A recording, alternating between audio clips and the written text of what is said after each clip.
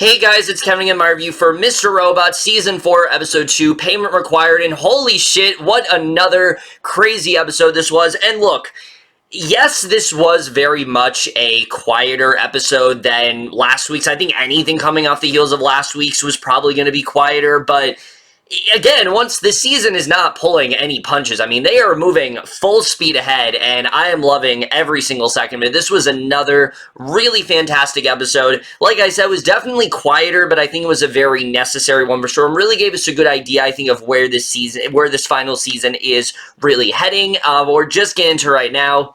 So, I think we'll just address the elephant in the room. Elliot might have a third personality. Actually, I don't think might. I think it is very much confirmed in that way.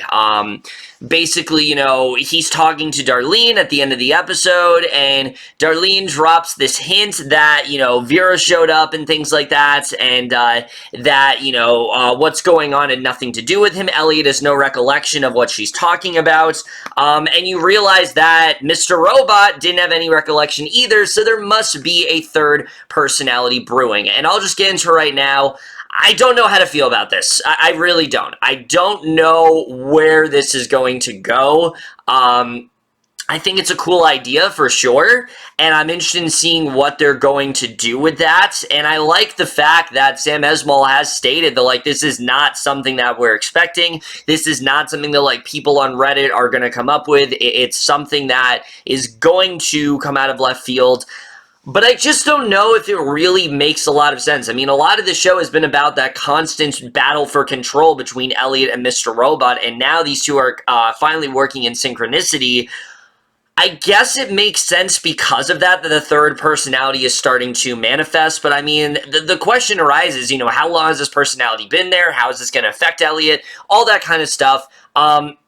And, a lot of people are speculating, what all this could mean. There's been theories for a while that, Tyrell and Ellie are the same. I don't think this is Tyrell. I'll say that right now. I do not think that this is Tyrell at all. I don't think that makes any sense. In fact, I don't think anyone on Dom's suspect board last season is, possibly one of the personalities. I think the personality is possibly Magda or Angela's mom. Again, I'm going to get more into that, but I know you guys want me to talk about it. It's crazy. I don't know where they're going with it, and I guess we'll just have to see, because it could very well change the show. There has not been this major of a twist since Season 1, when we initially found out that Mr. Robot was a second personality, that his father was actually dead. We didn't know that yet, so... And that Darlene was a sister. There has not been a twist that has rapidly changed the show and threatened to alter it forever and basically recontextualize the way we look at it until now. And Esmail has said that, this twist is going to be so big, it's going to make us want to rewatch the entire show. So again, not sure where he's heading with this. I have faith that this is going to turn out really well, but right now, I'm just a little bit skeptical with where this is going to go. But aside from that, I want to talk about the rest of this episode. Because minus that big reveal, like I said, this was definitely a quieter episode. It really does set in motion the events for the season overall. A lot of it, though, revolved around the relation between Elliot and Darlene. And I really love what we got here. I think we had an episode similar in Season 3 with this, but this was more of how Darlene was working behind Elliot's back in order to help him. This was more of them coming back together and really showing that special bond that they can, in fact, have, and really finally having an understanding of each other, because through a lot of the show, these two have had not necessarily a contentious relationship, but it's definitely been a troubled one. They've never been on the best of terms. There's always been something that one is hiding from the other, and pretty much after this episode, there's really nothing to hide anymore. They now know what each other is doing, and I really did love seeing that. Very early on, Darlene realizes the error of her ways, which is not something that I was expecting. Remember last week that she was, having all these, drug problems and things like that, and I really thought this was going to get the best of her, but I think her having that freak out and her friend getting concerned, I think that made her realize that she needs to, she definitely needed to get her shit together, and I like that we started off in this episode with her apologizing to Elliot and her wanting to make things right. But it isn't just because of that. Basically, what brings them back together is the fact that their mother, Magda, has in fact died, which I actually forgot that she was in an asylum because that's how little they talked about her. But this episode reminds us that Magda was not really someone that Darlene and Elliot wanted in their lives. And we can see that Elliot has very little reaction to this. In fact, he kind of sees it as a relief, while Darlene is very upset about it. She is exhibiting signs of grief and things like that. And Elliot kind of wonders why, considering that Magda was never really much of a mother to them. In fact, we see in this episode that Angela's mom was more of a mother to them than anything, which is another reason why I think that Angela's mom could possibly be that third personality, because we know the significance that Edward had on Elliot, and Magda had very little significance because of how abusive and just how terrible of a mother she was. So I do think this could very well end up being Angela's mom. But again, eventually we come to realize that this grief that Darlene is having, it's not towards Magda at all. It is, in fact, towards Angela. She's finally starting to realize that Angela is, in fact dead, and that she can't bring her back. And Carly Chaikin, I mean, I don't think she gets talked about enough. I really don't. I mean, a lot of these actors don't get talked about enough. Rami, Malek, and Christian Slater, yeah, they're amazing. Definitely deserve all the praise. But the rest of this ensemble is just so damn good, and this season is doing such a great job with utilizing them. With Portia Doubleday last week, even though it was like a 5-minute scene, we got to see how dynamic of an actress she is, and same with Carly Chaikin this week. The scene where she's breaking down and talking about how she realizes that Angela's gone, it's a very somber scene, but it really gets you to understand where she's coming from. And the scene especially where these two are finally listening to this tape that they have been withholding for a while. They haven't had the strength to listen to it. They finally decide to. It's a tape of Angela, Darlene, and Elliot, wishing Angela's mom a happy Mother's Day. And it's one of the, happy memories they have from their childhood. There aren't many of them, but it is one of the genuinely happy memories that they have. And you see what this really does to them and how it really does bring these two closer together. After this, basically Darlene confesses to Elliot that she did in fact kill Susan Jacobs, and this was mainly because Elliot felt that he needed to get a hold of Susan Jacobs, because Susan Jacobs had info about, had intel on White Rose, and I like that she confesses to him. And you can see that Elliot, he is taken aback at first. And Rami Malek, I mean, he just played up the scene so well. He's great in he's great in the entire show, but it's little scenes like this that just show how great of an actor he is. The way that he is initially, just freaked out about this, but then he processes it. He realizes that she did this for him. Every single thing that Darlene has done has very much been for him, and I think Elliot's finally starting to realize that, yes, Darlene has done a lot of messed up shit, but all of it really has been to protect her brother. And because of this, he finally feels comfortable, basically letting her in on the fact that he does plan to go after White Rose. And I like that she's telling him, it's not the greatest idea. She's going to come for you. There's nothing that he can really do about it. And that's very much the case. Elliot is very much a wanted man, but he doesn't really care. He's going to do whatever he can to go after White Rose. And of course, after this is when that bomb drops about the third personality being a thing. But like I said, I like that moving forward, these two are in a place where they have a better understanding of each other. They're on much better terms, probably the best they've been throughout the entire show, but it really did take Magda's death to get them there, and that's really is a shame for sure. And I'm interested in seeing, though, where they're going to go. I like seeing these two working together, and I think moving forward, there's going to be a lot of great stuff for that relationship. I am very much worried that White Rose is going to kill Darlene, because, I don't think... Elliot could very well die, but I could genuinely see this show ending with Darlene sacrificing herself for Elliot. I could really see that happening. I could see a situation where, White Rose ready to come after Elliot, and then Darlene dies, and that's going to break my heart if it does, but it makes sense with her character. And again, this episode really continues to show just how much care she has for Elliot, how much she wants to be there for him, and how, especially with this third personality brewing, she's doing whatever she can to protect him in that way. And I'm very excited to see where that does go for sure. This was just a really welcome plot. I really loved where we took this relationship, and I thought that was probably some of the best stuff of the entire episode. Some really great character work, and also just some really phenomenal acting from both Chaikin and Malek like throughout the entire episode. But the other big storyline to talk about is, of course, Price. We know that Price ended up saving Elliot last week, and we realized very early on he did not save Elliot because he cares about him. He saved Elliot because, again, they have that common enemy, and we get more of an idea of what White Rose has been orchestrating all this time. Basically, you know, when the Soviet Union collapsed, White Rose, as Zhang, saw an opportunity to basically create a business and try to get all of the, you know, top 1%, as Elliot refers to them, the top 1% and the top 1% together to create this group known as Deus. And they have been working for a long time now, pretty much since the 80s. And as Price says, they're pretty much impenetrable. No matter what Elliot does, this group is so rock solid. It would take a complete disaster to make them implode. It's going to be very hard to do that. But you see that because of this, White Rose essentially started the birth of the internet. She was very much responsible for that and really did get everyone together in hopes of just completely taking over the nation. You know, she had this device that she was working on, which has always been her singular goal, is this device at the Washington Township. This is when Price started to realize that they weren't working with her, they were working for her, and it just gives us a really better idea of like who White Rose was in this situation. We always knew the White Rose was one step ahead, but now we know just how much control she really does have, why everything has gone her way, mainly because of just how clean everything has gone for White Rose. I mean, she has been on a high pretty much since the 80s, and I really did love seeing this for sure. I think you can see just how much this has affected Price, and he plans to team up with Elliot. They're going to try to do what they can to take down White Rose, and his first step in doing that is to resign as CEO of E-Corp, which you can see that White Rose is just outraged about. And for the first time,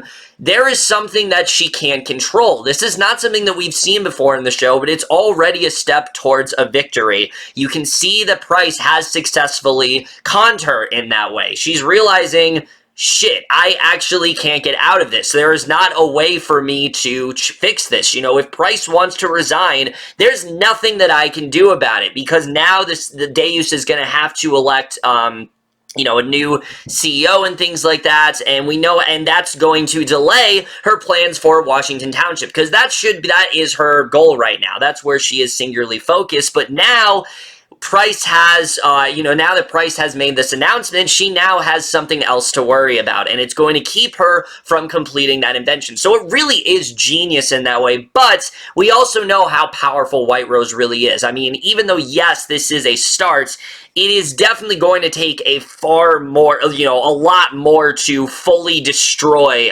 Deus and White Rose. And I don't know if it's possible. I mean, Elliot is still a marked man. Elliot only has a couple days left to pull this off, and I don't know if it's really going to go in his favor. I think Price is pulling out all the stops to make sure that's the case, but we don't know how well this is really going to go. But again, I love the idea of seeing Price turn against White Rose. He has a really good reasoning for it, and I've heard a lot of people say that them killing off Angela was just to fridge her and things like that. And I think this episode very much shows that wasn't the case. Angela needed to be killed so that way we could, you know, Angela needed to be killed mainly just to see how White Rose was always on top, how White Rose was always getting her way, and also just see how much she absolutely despises Price. And now that she has, you know, seemingly defeated Price, she's now realizing that Price is actually getting the better of her. And I don't think White Rose is going to be hugely affected by this, but you can just see the reaction on her face. And honestly,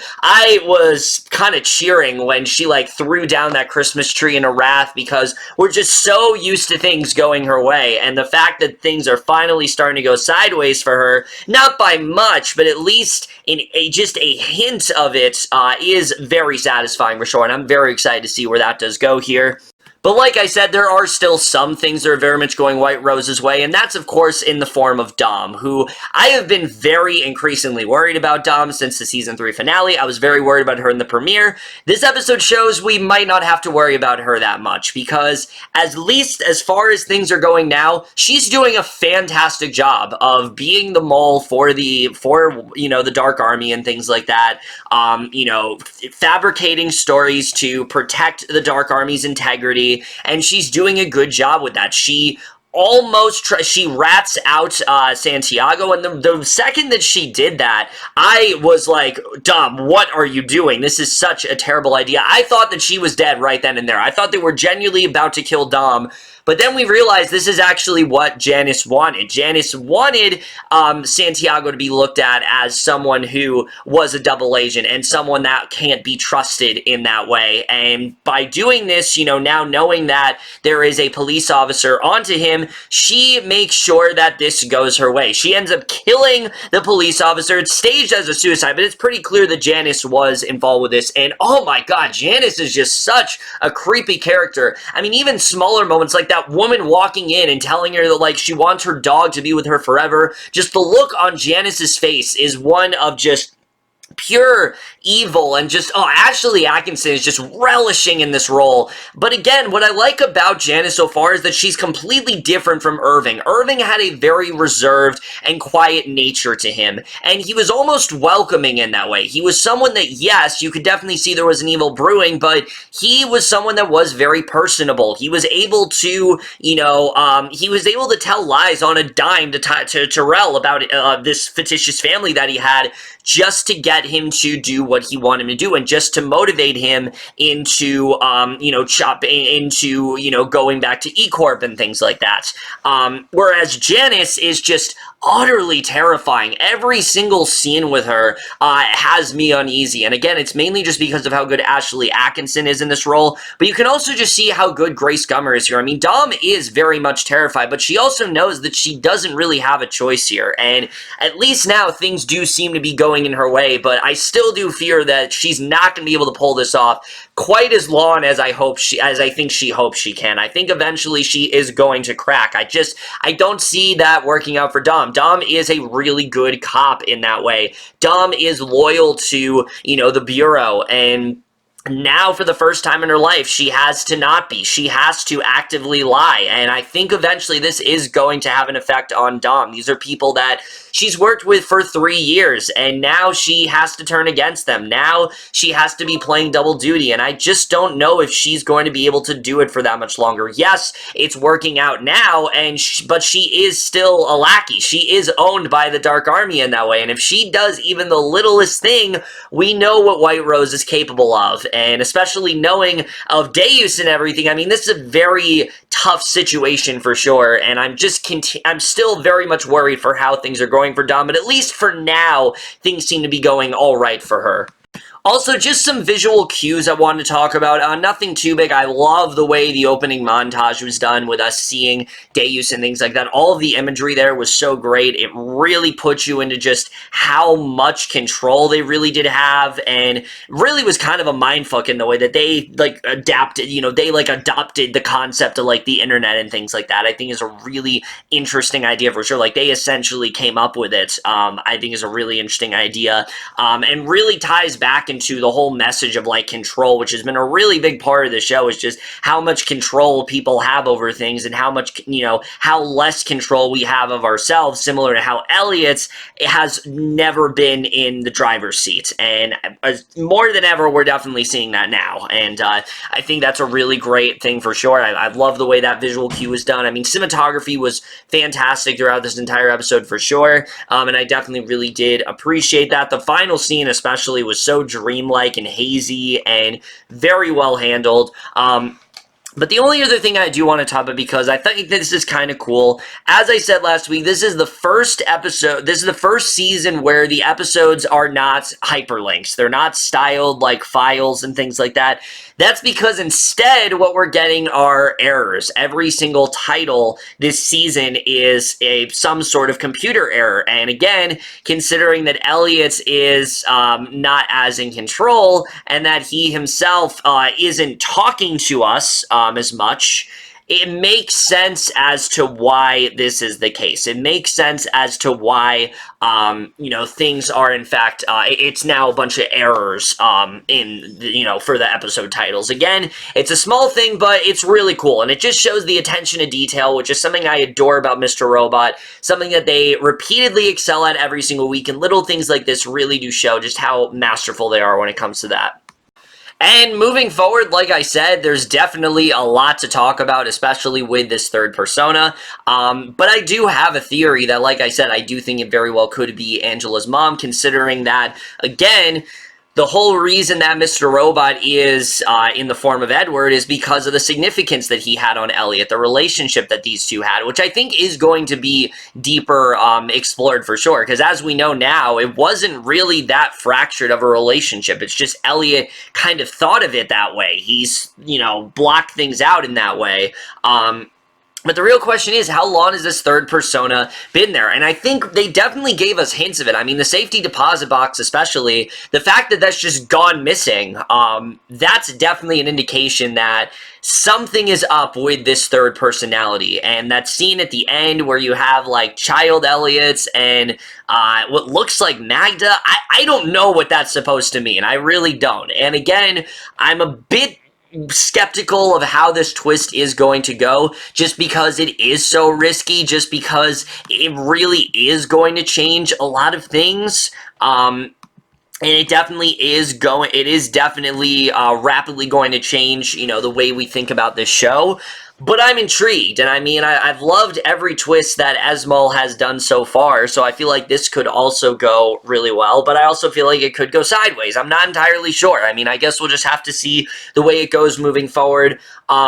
But really, other than that, I mean, there's still a lot going on here. How does Vera fit into all this? Because, Darlene said that none of this had to do with Vera. Why would any of this have to do with Vera? What has Vera been up to? And it looks like next week we are actually going to find out more about what his agenda is, why he returned home, why he broke into Elliot's apartment at that one time, what really was going on there, Darlene's reaction to it all. I think that's what next week's episode is going to consist of. It's going to be mainly what Vera's been up to, and I'm excited to get into that. I know a lot of people aren't too thrilled about the fact that Vera is back, but I like this idea a lot. I don't think Esmail got everything he wanted out of that character, and I'm excited to see what they end up doing with him, because I think there's a lot of potential there for sure.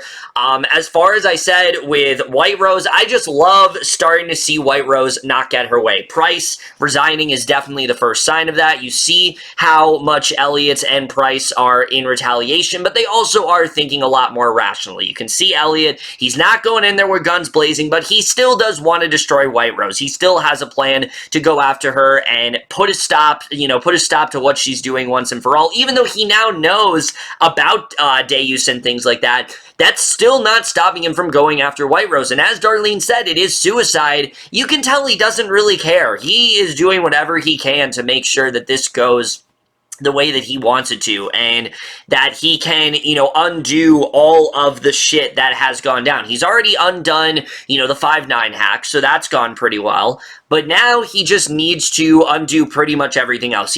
But unfortunately, as Price said, they seem a bit invincible.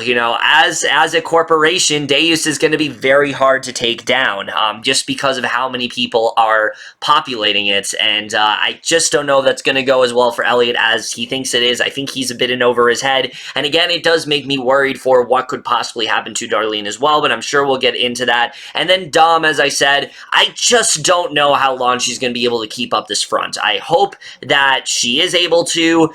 Things are going well for her so far, but we know how much Dom does crack under pressure, and we know how much Santiago's death has affected her. How much she was cowering in fear last week at just the sight of a knock at her door. So I don't know how long she's going to be able to keep this up. I guess we'll have to see the way that goes. But other than that, this was another fantastic episode. We really got a good idea of where everything is heading. I love the dynamic between Price and Elliot, but I especially love just how much this episode further explored the relation between Darlene and Elliot, how they really have nothing to hide anymore, and how moving forward now, Elliot has a better understanding of Darlene. Darlene has a better understanding of Elliot, and hopefully, now she is starting to process Angela's death. They can now move forward in trying to take down White Rose and all of them once and for all, and I think that just really sets into motion where the season is going. Again, the twist itself, I'm very skeptical about. I think it's a really cool idea, but I also feel like it could potentially ruin the show. I'm not entirely sure how I feel about them introducing this so late into the series. But either way, this was still another fantastic episode. And I am going to give Mr. Robot Season 4, Episode 2, payment required overall in A-. But over, guys, in my review of this episode of Mr. Robot. Let me know what you guys saw this episode overall. Lift your thoughts, and we'll see you guys in my next video, and we'll see you guys for that. Okay, bye.